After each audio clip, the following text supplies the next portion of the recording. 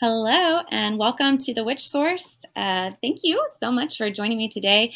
I am super excited to get to interview an idol of mine. I have with me today Ariel Gatoga of Ariel's Corner. And I am a huge fan, and I have been for a while. He is just simply amazing, and I love the work that he does. So, welcome, Ariel. Thanks for joining. Thank you so much for having me. All right. Okay, so I'm just gonna jump right on in. Um, when did you fall in love with magic? Oh my, what a question. I love that question. Well, I I don't really remember not being involved with magic. And this sounds like so silly, but when I was in kindergarten, the the kids were always like going to the teacher and saying, I don't know how to play with him. All he wants to do is go play with the fairies, and we don't really know what that means. Oh my gosh, I love that. I absolutely love that. And we all, yeah, that was like my thing when I was little, is they all wanted to play house, they wanted to play, whatever, adult like play grown up, play office, all that. I wanted to play witch. We're gonna cast spells and we're gonna play witch. So I can't say that there's ever been a time I haven't been absolutely enthralled with magic, even back to my earliest memories. That is awesome. I love that answer. I hope that my 3-year-old gets to say the same thing because I'm constantly exposing her, especially to fairies. I love Oh, them. that's awesome. Yeah. Okay, so can you remember what your earliest exposure to magic was? Like, what was the To actual craft, you mean actual witchcraft? well, Ye well, both. Like, so you had the always had a love of it. Was there something that, I you know, always took that off?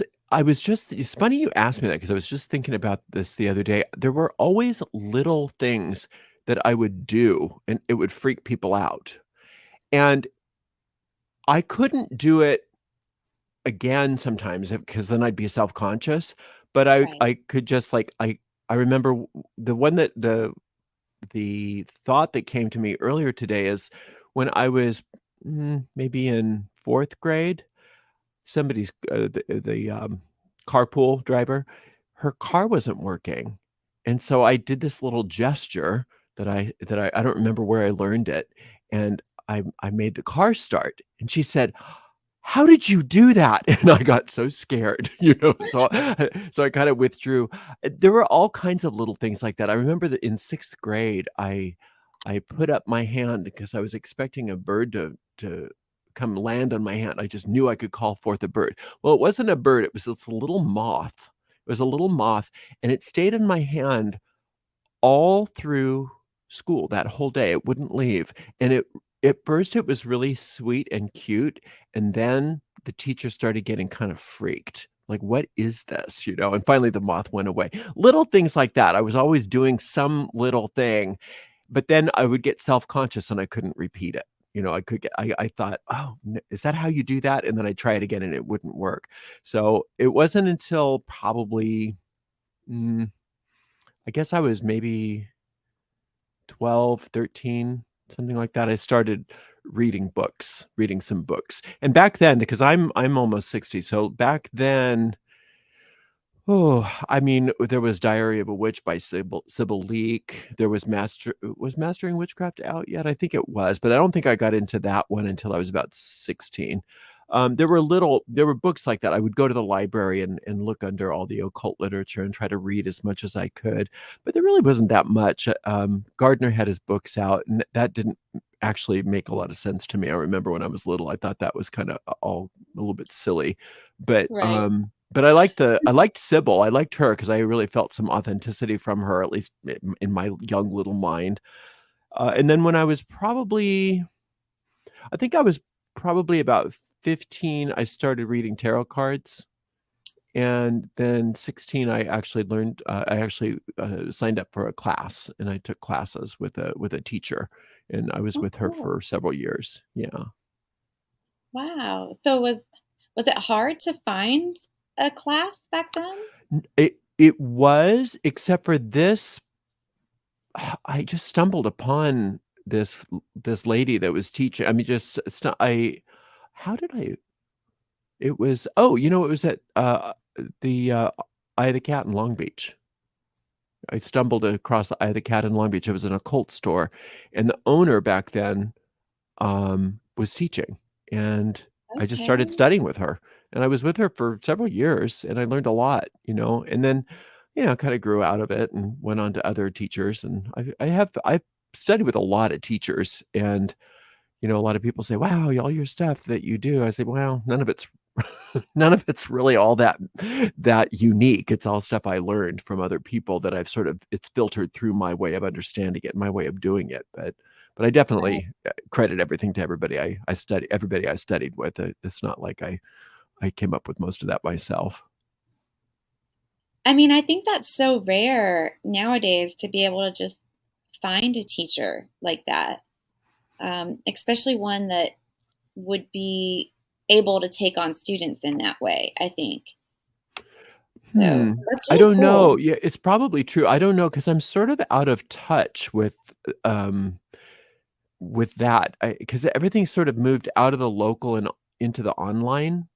Right. It seems like everything is online now, but it seems like you can just, like, Google witch course and, like, a billion different little things come up, and they'll be happy to take your money and teach you how to be a witch.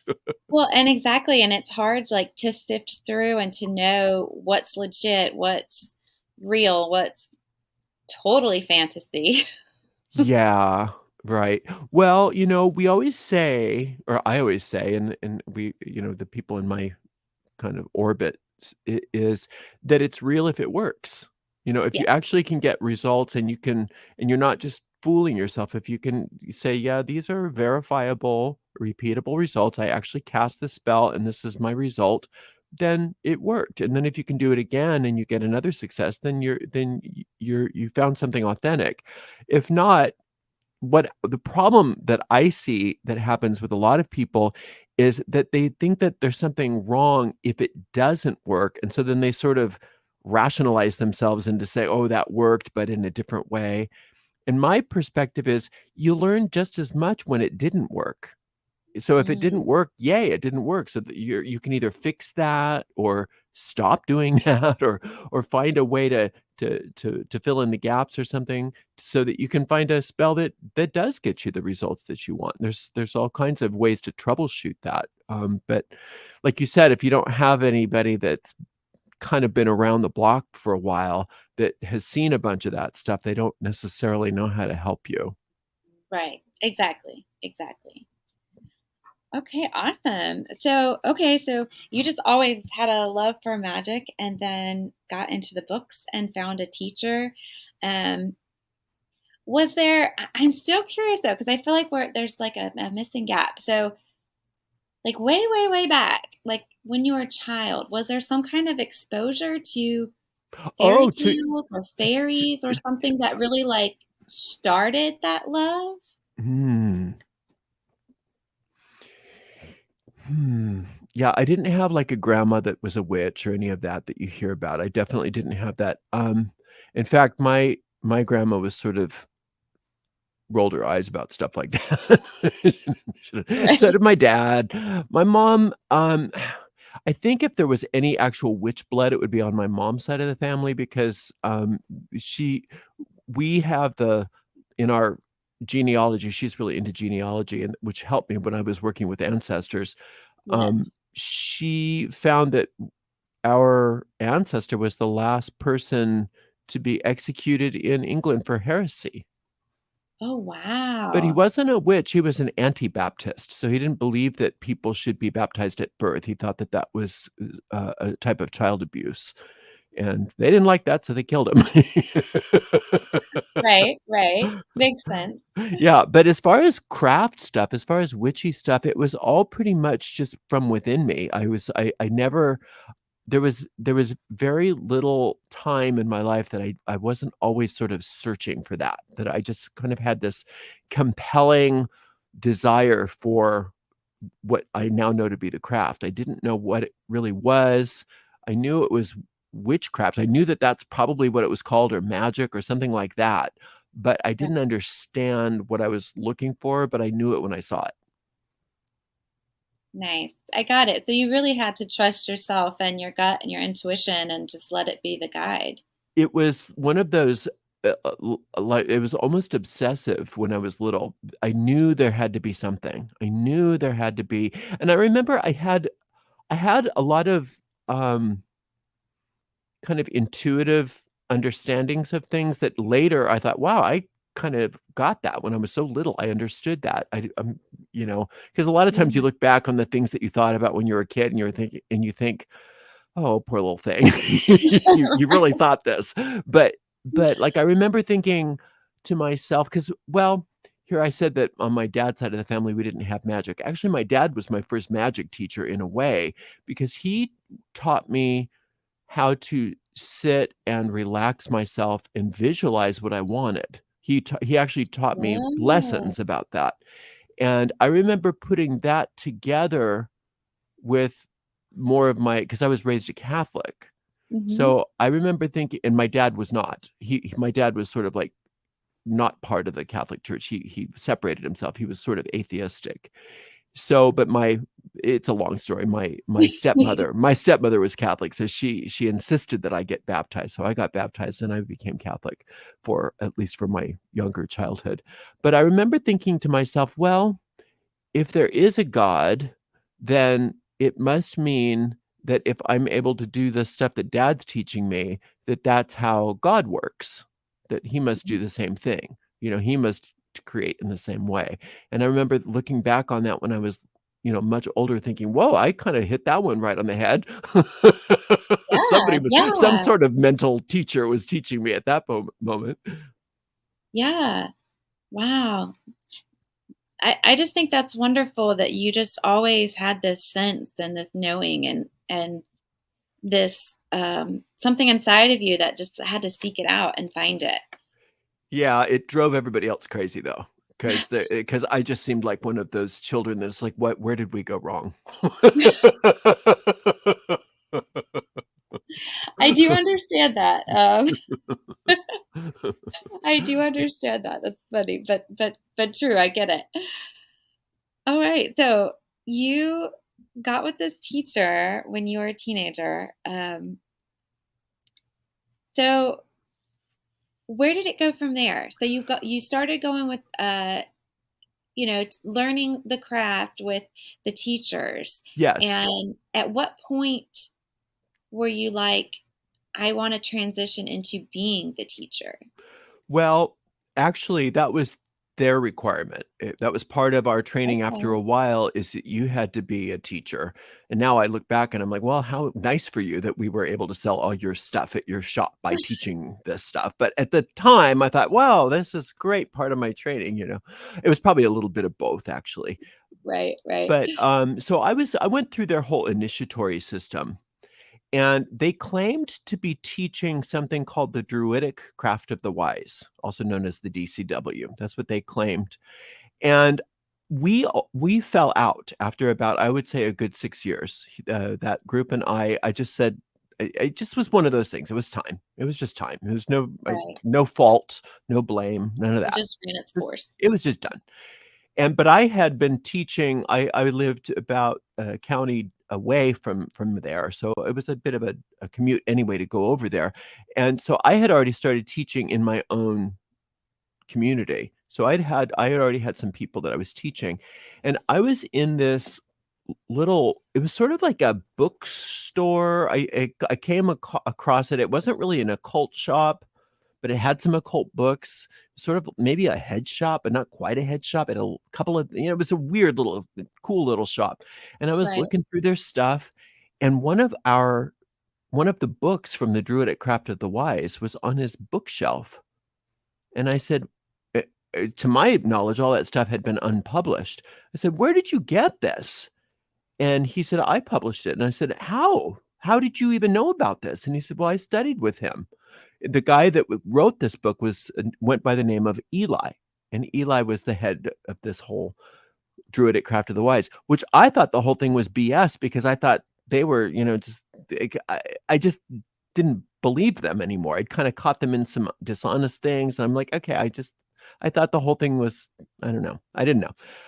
So I told him what I had gone through, and he goes, "Oh, that sounds weird." And so he introduced me to Eli had passed away already. He passed away like the year that I had started studying with those people, actually.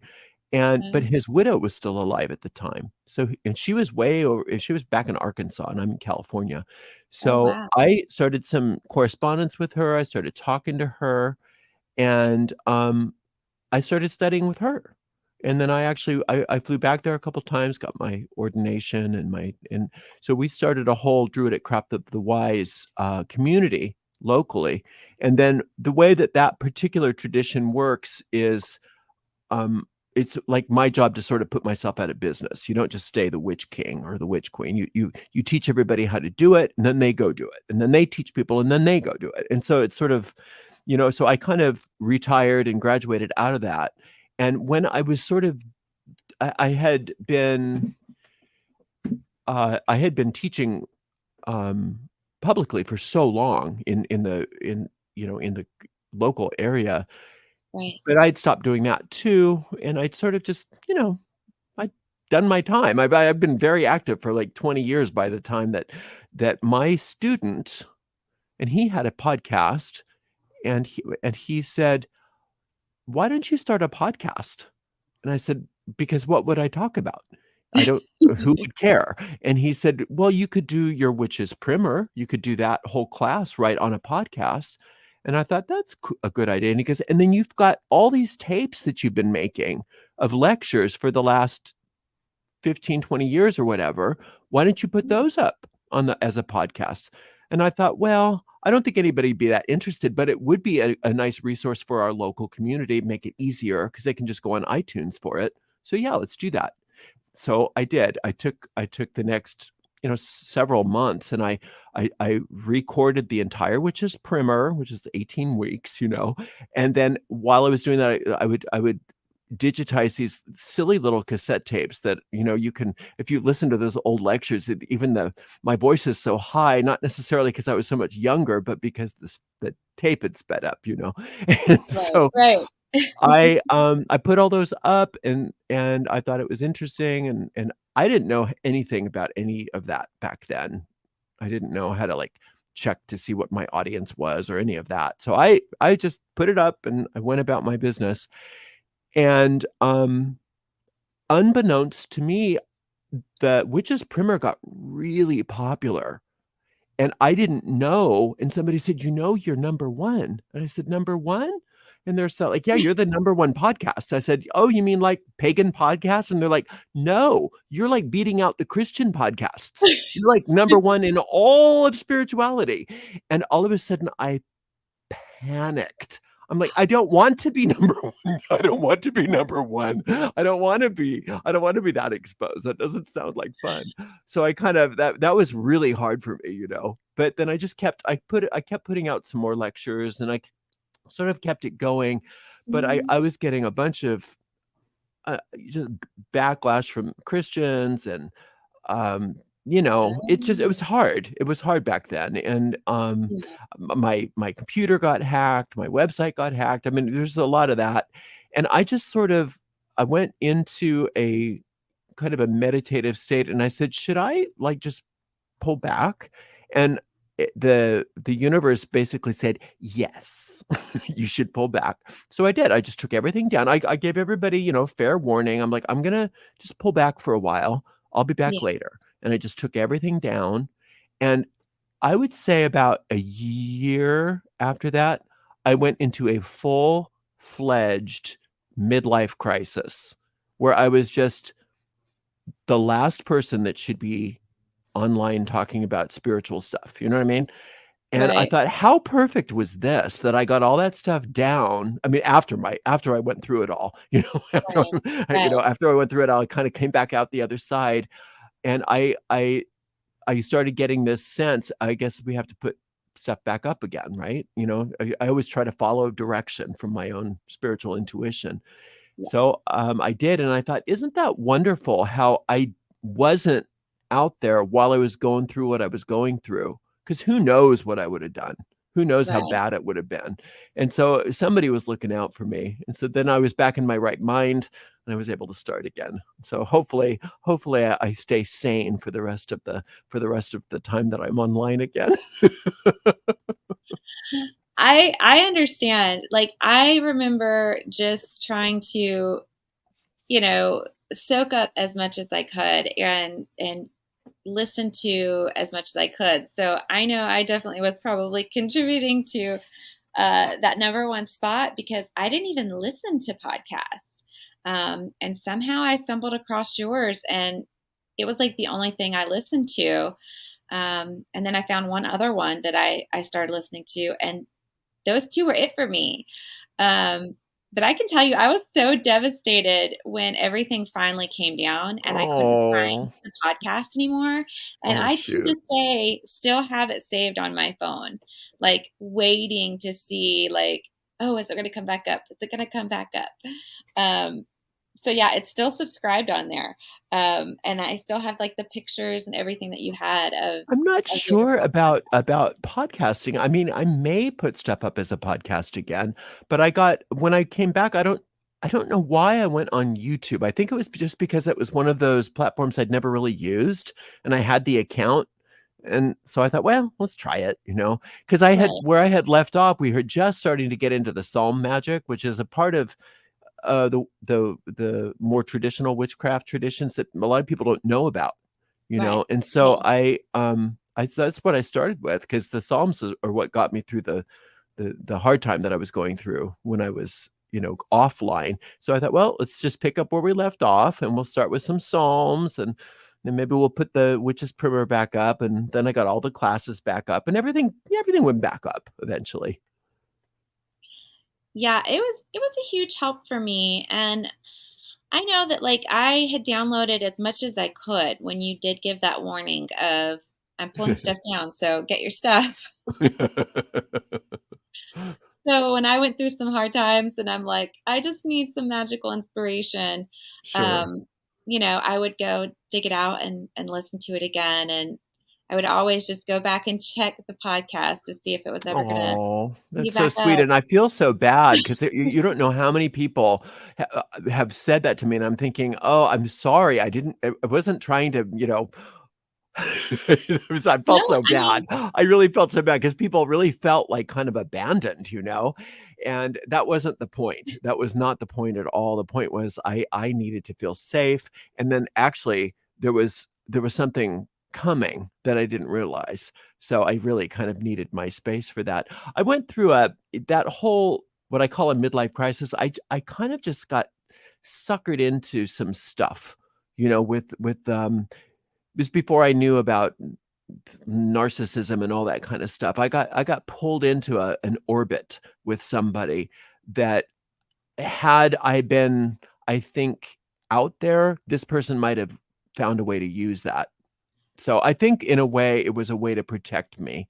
So I don't know. I maybe that's me rationalizing. I don't know, but it just seems like it was really perfect that it happened.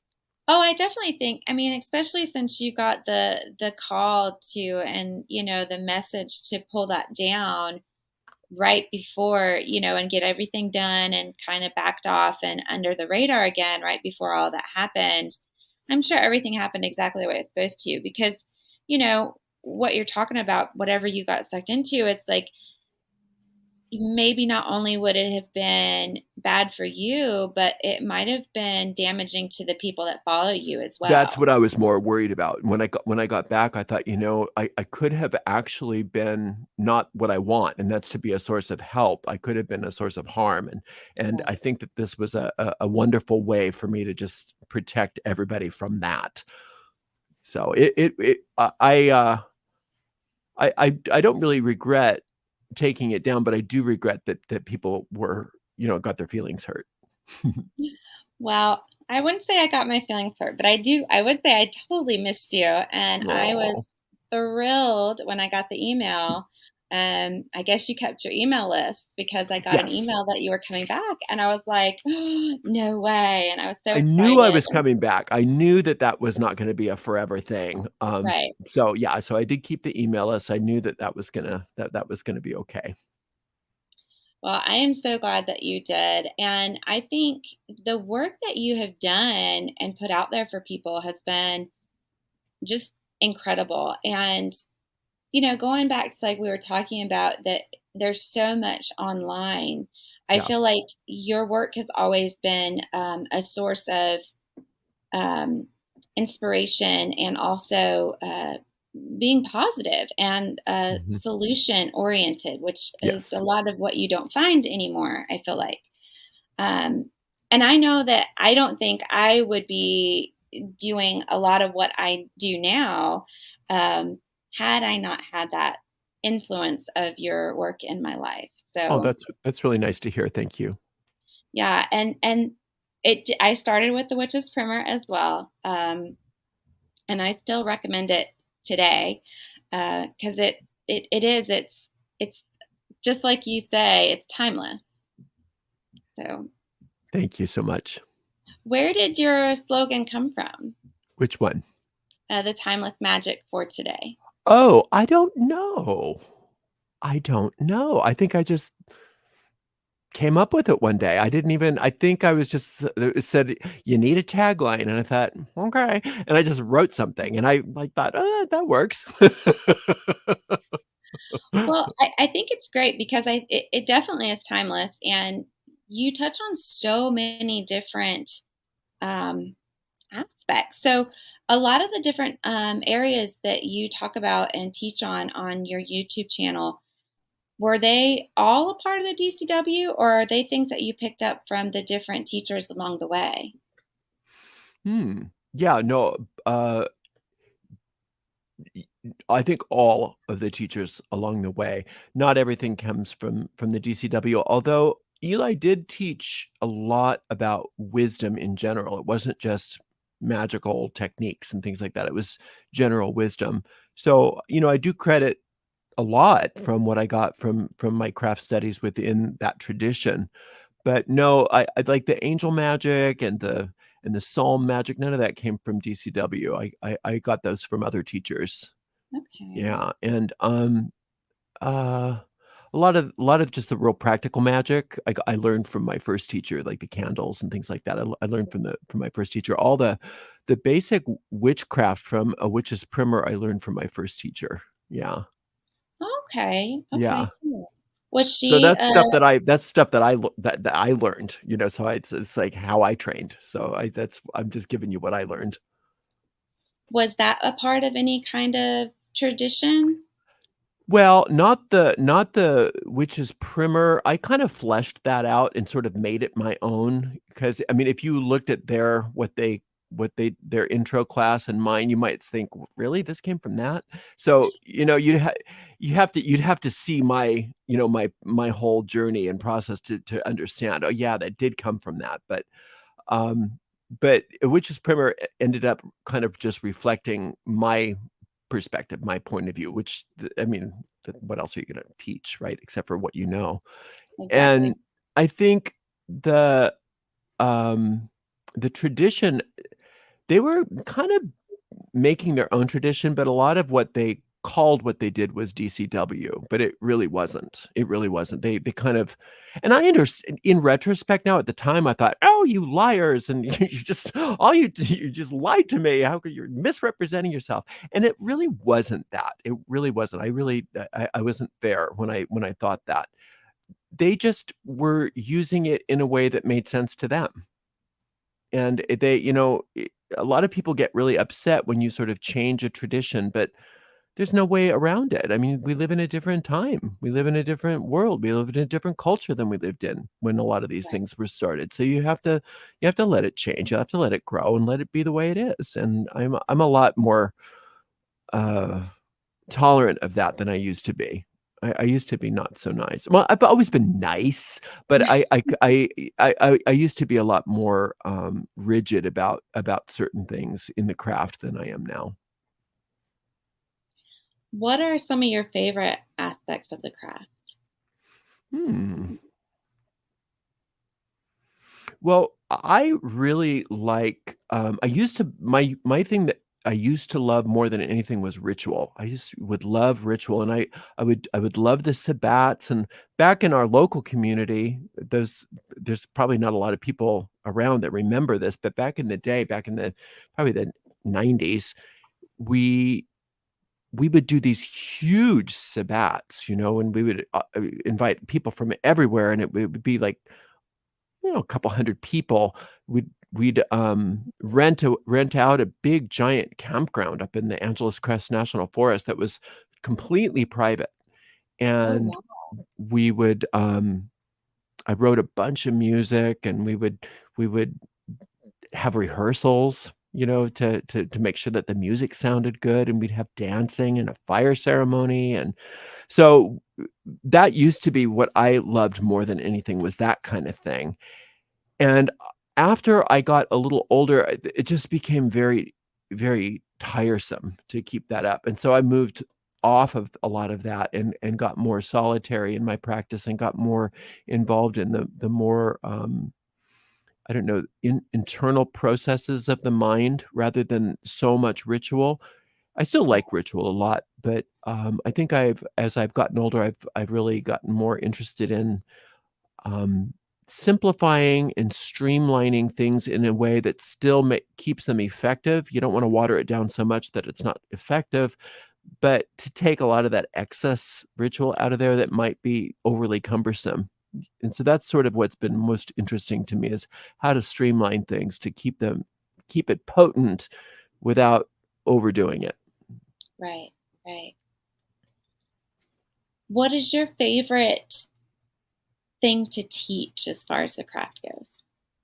Mm, um Well, see, I'm in a place right now where I'm very lucky that I can just do a class, present the class, and then we have a forum, we have a Facebook group, talk amongst yourselves. If I'll answer questions if I can.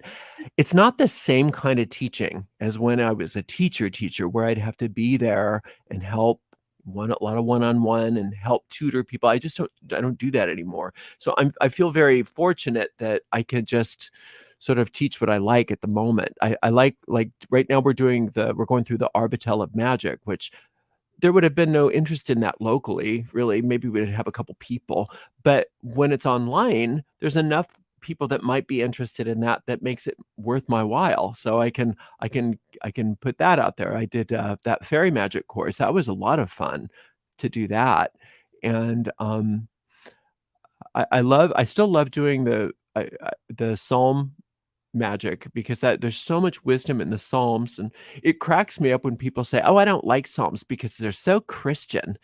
And I always laugh and I think, "Well, you do know that they are thousands of years predating Christianity, right?" Very, very much older than Christianity, so just FYI, if you're gonna hate them for something else because they're not Christian in origin.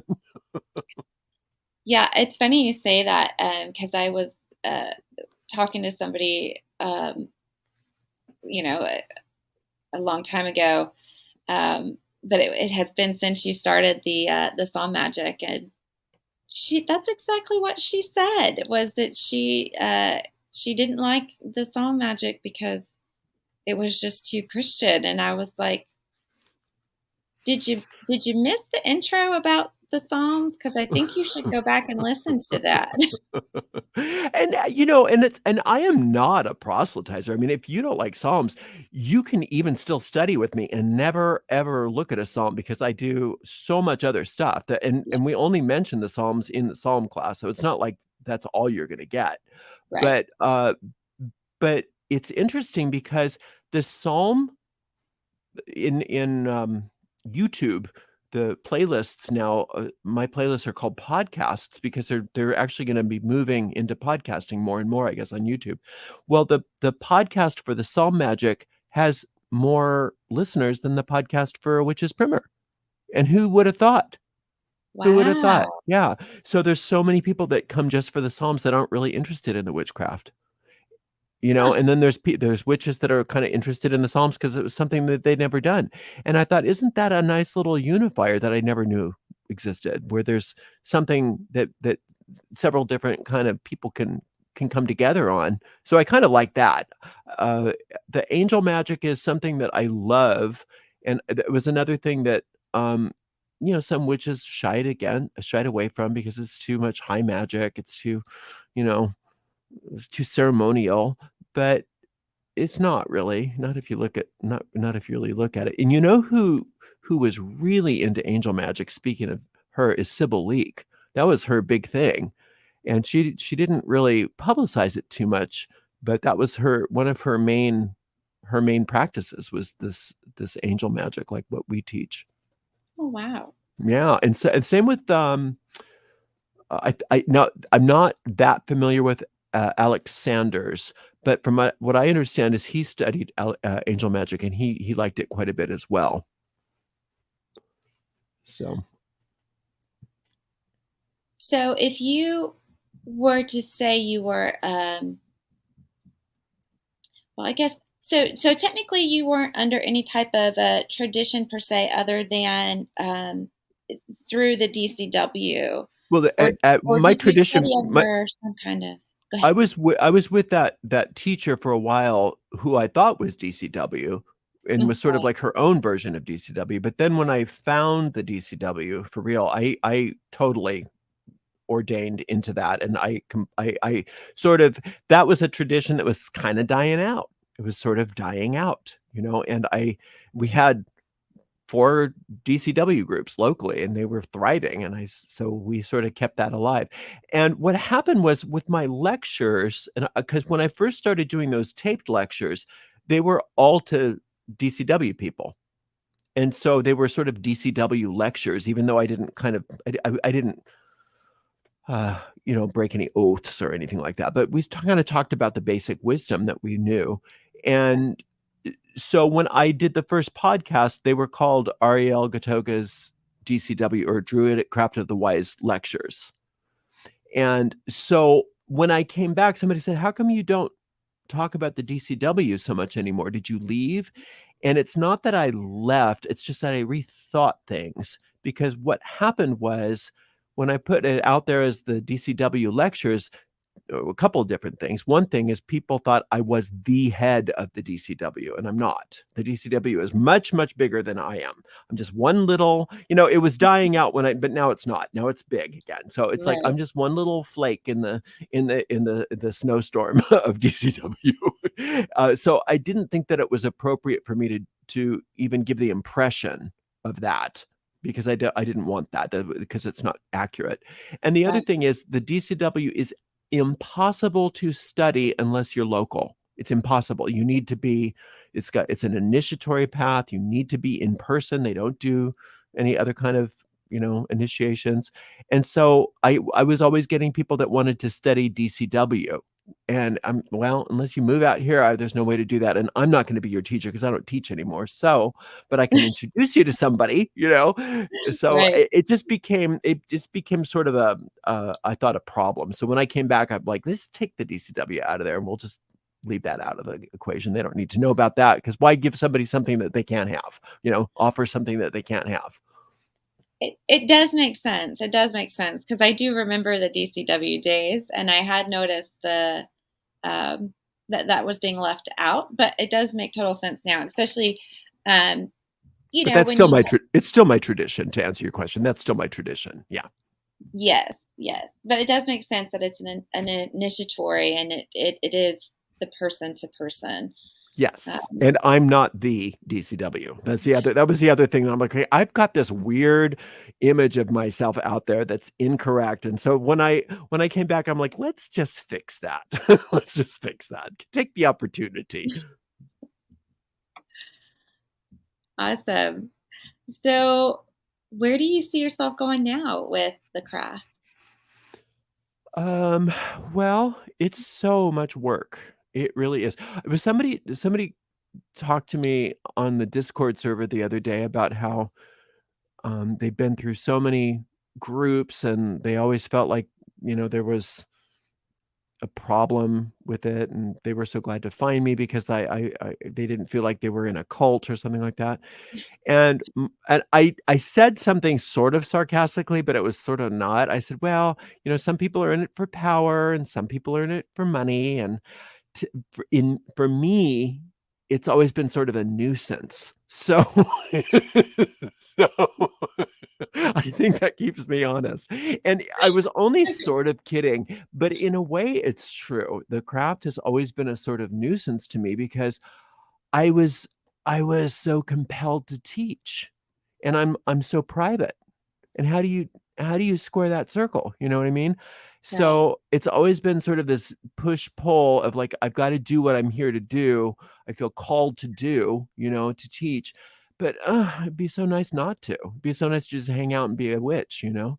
Right. So, Right. but I don't really think that so much, but it was kind of a funny little sarcastic comment, but there was a grain of truth to that, I think. A tiny grain of truth, but I love it. I love what we're doing. I love all the people. I am so blessed because you know you see on a lot of like YouTube channels and any social media, there's a lot of real trolly kind of mean-spirited stuff out there, and Yeah. I'm so fortunate because I have such bare minimum of that nonsense. Everybody is so kind and so sweet, and how can you not love doing what you're doing when people are so kind, right? So, I'm just gonna keep doing what I'm doing. I think that, my goal is to just eventually put out everything I know, and once I've done that, I can stop. And I haven't started. I've got reams of information I haven't even started putting out there. Okay. So I don't think it's gonna happen. I don't think I'm gonna get through it all.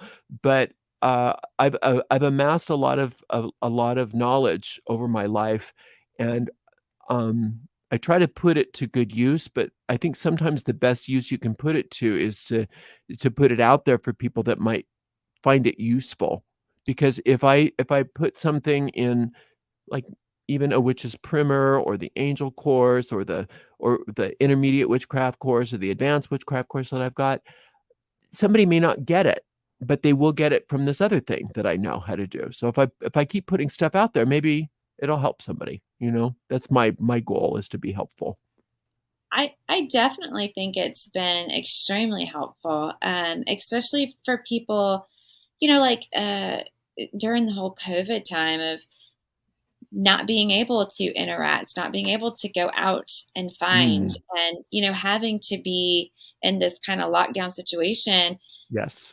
and people are searching for answers. They're looking for something more, Sure. um, and I think it's great that you're one of the people that people can go to, that are seeking and be able to find what they're looking for, especially with the wide variety of things that you've taught so far. Well, I find that I'm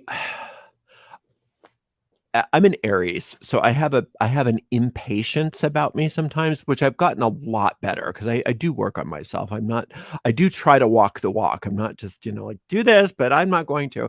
I try to Right. walk the walk, but I still notice that I get really impatient with a lot of um, the garbage that I see out there. And I think that's kinda what motivates me more than anything. It's just like, I don't wanna be judgmental because, I mean, if it gives you comfort and if you love it and that, then do it. But, uh, it's not it's if I think a lot of people have never gotten a grounding in just basic magical theory. And if they did, they could make their own choices better instead of saying, "Well, I read this and I heard that." Yeah. Oh, it's Yeah. exhausting because I don't wanna, discount your experience. Okay, that's great. If that works for you, I love that for you, then keep doing that. But I think it's not that. I think a lot of times people just keep spinning their wheels because they read this, then they read that, and they read this, and then they read that, and they keep trying stuff and hoping that something works, and they don't have a basic magical infrastructure or understanding of some real basic principles that if they did, they wouldn't have to go out there and try this and try that. They could they can do their own thing, you know? And so that's kind of where I think what motivates me is to not necessarily combat all of the misinformation, because there's no way to do that, but Right. at least dilute it with something that I perceive to be more accurate. I'm not Yeah, saying that it is, but I perceive it to be more accurate. I mean, I think it's very comprehensible, and like you're talking about, it does give that foundation to help people build up their magical confidence, um, Mhm. and to be able to trust themselves and listen to themselves, and to, like you're saying, have that foundation to be able to say, that doesn't sound right, or okay, yeah, that makes sense. That fits into Sure. this, foundation for me, and I can build on that. And I think especially with, the witch talk blowing up, and Mhm. um, so many people just putting out so much Nonsense. stuff. Absolute nonsense. Just Yeah. absolute garbage. Some of it's okay. Some of it's okay, but some of it I'm thinking, oh, now here's the next spate of superstitions that I'm gonna have to help undo when people come and start asking me questions, because magic is not superstition, and that's, like, the first thing that I think that people are so surprised at, that you have to let go of your superstitious beliefs in order to have any power in magic. You almost have to start from scratch, unlearn everything, and then start over again if you have a bunch of superstition involved in what you do. It's like, yeah, it's nice that you have that crystal, and yes, it can have some energy, and I love that, but it's not gonna do anything. You're Right. gonna do the thing. It's Right. you. You're the one. It's not your wand. It's not all of those things. Those are great tools, and we have them, but they're not powerful. You are. Yes. Absolutely. Absolutely. And that was one of the things of where the witch source came from, is that longing to be a source of magical empowerment, I love and that. to help people remember that they are the magic, See, you know. then you're providing a really good service when you do that, because I mean, that in and of itself is doing like what I was talking about. It's diluting some of the garbage. And I don't mean to disparage people, but they just make it up, which is fine. I mean, it's fine to be creative. Do your thing. You go for Right. it. You do you. Right. I'm happy that you're happy. But if you do that and at the same time put yourself out there as being some kind of expert that knows what they're talking about when you obviously don't, then you've got that other layer of insincerity and dishonesty and all of that other stuff that's not it's not healthy. Right. And then you have to question the motive. Yes. Like, why are you, what's the motive? What are you gaining out Yes. of this? Right. Right. It used to drive Sybil Leek crazy. Oh, I bring her up. I don't know why. She's not like that big of a deal for me, but it used to drive her crazy. All of the stuff that was going on in the '60s when the witchcraft was just kind of coming into the public zeitgeist, and she'd be like, "Oh, that's not how it is. Oh, we don't do that."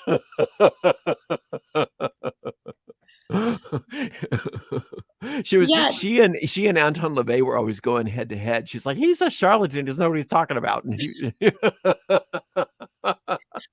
I mean, there's so much stuff out there, and now that I've got the shop open, I've got people coming in, and they ask sometimes shocking questions, and I'm like, "Where did you hear that?"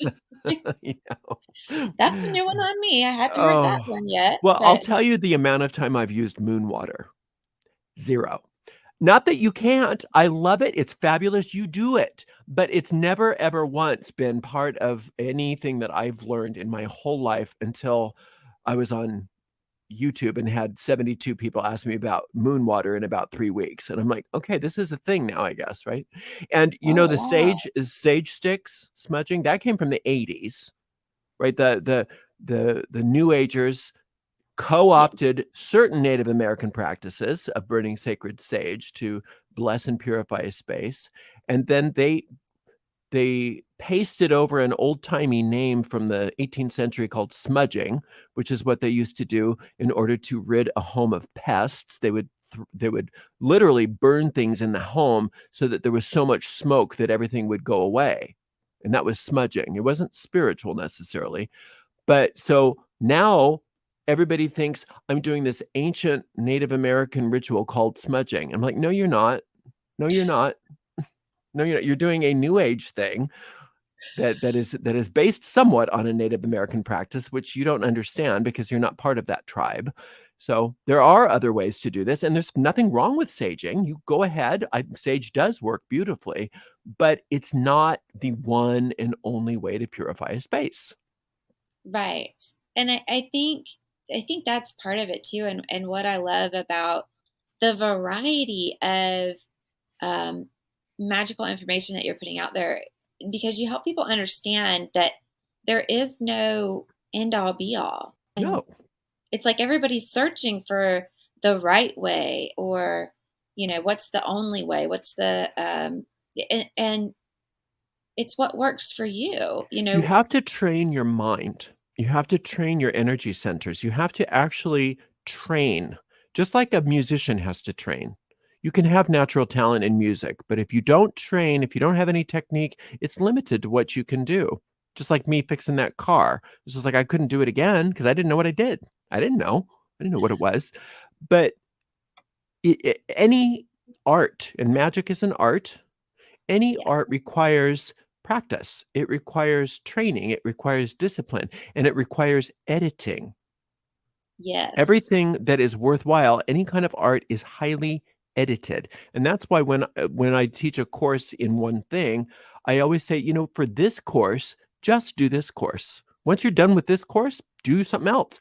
But just commit yourself to just slimming down and just doing this one practice for 6 weeks or 8 weeks or 18 weeks or whatever it is. Just do this. right. And the only reason I say that is not because I want you to give up your favorite thing and you can go back to your favorite thing later. It's just so that you can have some success. And the experience of doing it that way. Yes, you can actually build up some musculature. I mean, like in I was a composer, in another life, and my composition teacher in college used to give me very restrictive assignments. Would say, you can only use these 5 notes. You can only Oh, yeah. use this rhythm. You can only do this. You can only do that. And at first I thought, no, I want to do everything. And he's like, no, that's not the assignment. You can't do everything.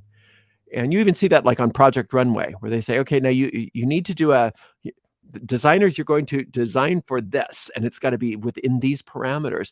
And when you do that for yourself, you really build some strength. You really build some ability, some skill, some technique, and you can really break through in your power.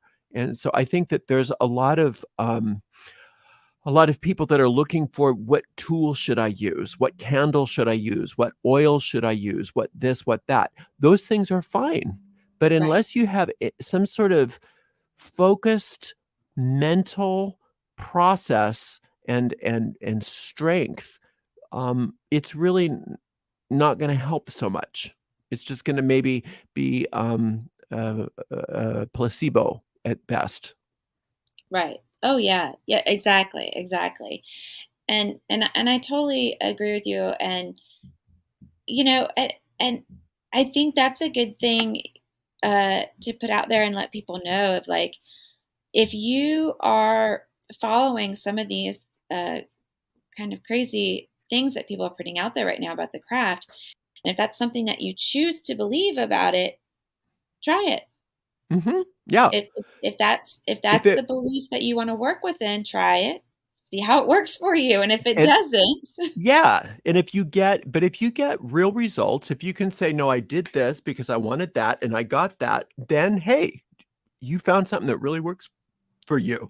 But even if that's true, there's a better way of finding those things that work for you than throwing a bunch of stuff at the wall and hoping something sticks. There's a much more efficient way of going, and it doesn't have to be with my way. There's all kinds of great ways out there. You can just even Scott Cunningham's, um, that beginning book that he did for the solitary practitioner, it's a wonderful study. He was very, and the thing is about Scott is people don't realize that he really wasn't Wiccan. He was an actual witch. He was actually like from a tradition, and he had training, and he was really a real deal. He wasn't just some sort of new age author that sort of stumbled his way upon, publishing like so many people did after him. So many people that wrote these books and that set themselves up as experts had no background, no training, no nothing. They just made it stuff up. That's not Scott. He was a real witch. He really knew what he was talking about.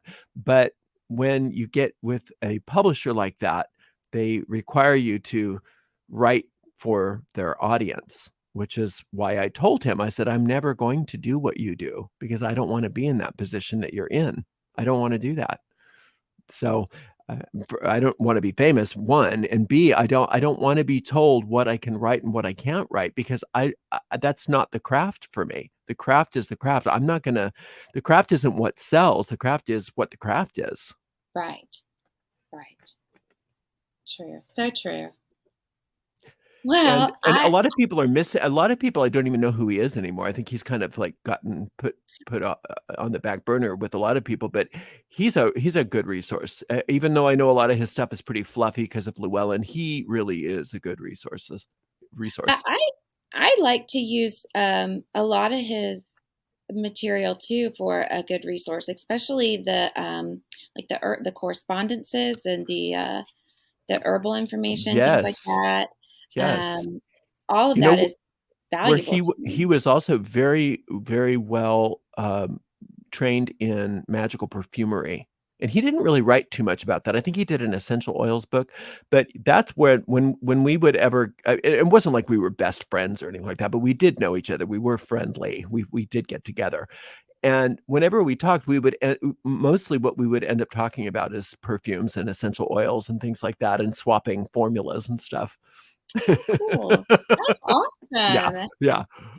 That's super cool. Yeah, and I think so many people now, they're either unfamiliar with him or for whatever reason he gets a pretty bad rap. Um, It's unfortunate, but you know what? That's yeah, what happens when you go out and put yourself out there as a Llewellyn author. Don Craig was good though, because he was able to, I think it was because it was ceremonial Golden Dawn magic. He was able to sort of rein in the editors from him and say, no, this is the way it is. It's got to be this way because of what it is. So right. he was pretty lucky, but he's another one. If you want to study, ceremonial magic, if you could do a lot worse than studying Donald Michael Craig. You could do a lot worse than studying with him. He was wonderful. He was wonderful, and he was one of he and Scott Cunningham were pretty close geographically too. Oh. Yeah, yeah. We all kind of Southern California was sort of like a hotbed for a while. That's awesome. Yeah. Well, we're about out of time, which makes me sad because I could talk to you Oh, forever. well, hopefully I Um, said something that's worthwhile and it's not just like, "Oh God, who's this?" well, I think you're fabulous, and Thank you. I could sit and talk to you and listen to you all day because I love listening to your voice and your meditations too. Oh, I have a brand new meditation I just recorded for the Fool card in the tarot. Oh, Yeah, so okay, look for that. It's gonna be released sometime this weekend on awesome. All YouTube. right.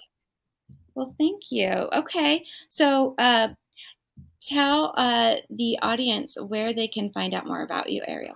Okay, my website is arielscorner.com. That's ariels-corner.com. Ariel's Corner with a hyphen.com. And it's got pretty much everything. It's got all my courses. I have little free booklets that are sort of Mhm. like mini courses. It's got all my meditations. It's got all of my lectures. So, and I've got so much stuff on there, and it's all free. I don't charge a dime for anything, and never have, never will. And so there's that. And then if you are interested in hanging out with us on our Facebook group or our Discord server, you can see there's little links for that in the footer of each of the page each page of the website. Plus, you can sign up for emails and all that stuff. So it's a fun, easy community. The cool thing about doing stuff at Ariel's Corner is you're not locked in. You can do whatever you want. You don't. There's nothing to join.